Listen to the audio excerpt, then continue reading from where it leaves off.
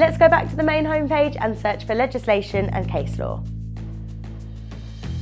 When searching, we can filter to legislation and then type in the name of the Act, so for example the Equality Act 2010. In Lexis Plus, you'll get a cleaner results list, as you'll receive one result for the whole Act rather than a separate result for each section. You can also specify a section, so for example section 2, and it will take you straight to that section.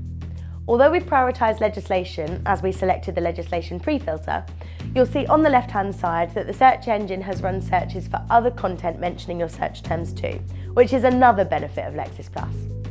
Click on the Equality Act 2010 top result, and then click the arrow button on the right-hand side to see section 1. You'll see the version drop down at the top, which shows you any amendments made since this section was enacted back in 2010, and colour codes these to provide more information. There are also supporting materials and related documents on the right-hand side.